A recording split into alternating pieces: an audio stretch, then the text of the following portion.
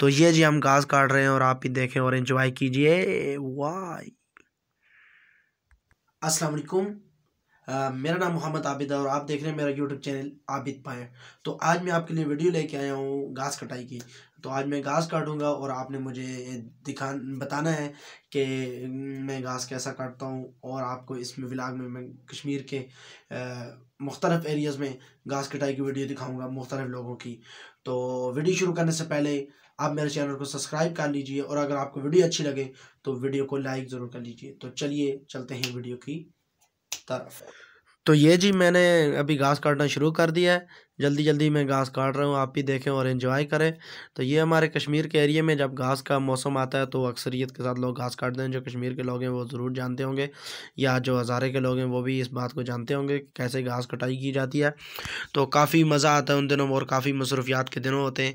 लोग अशरों के साथ लेतरियों के साथ घास काटते हैं और उसके बाद लोग ढोल की थाप पर भी घास कटाई करते हैं और इस घास को वो बाद में स्टोर करते हैं। पंजाब में तो ये सिस्टम होता है कि यहाँ पर घास काट कर उसे छोड़ दिया जाता है या उसी टाइम कोतरा करके डाल दिया जाता है। लेकिन ये जो एरिया है पहाड़ी एरिया इनमें ऐसा नहीं होता।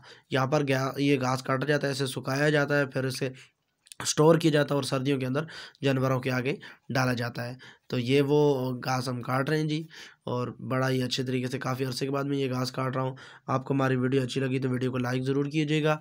तो ये देखें अभी बहुत ही मज़ा आ रहा है घास काटते हुए और बड़े ही अच्छे अंदाज और बड़ी अच्छी महसूस आ रहा है मुझे। तो अगर आपको मेरी वीडियो अच्छी लगी तो मेरी वीडियो को ज़रूर लाइक कीजिएगा।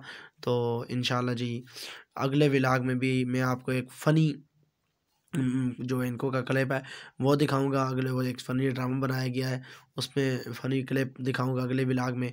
तो आपने अगला व्लॉग भी मेरा देखते हुए नहीं भूलना है।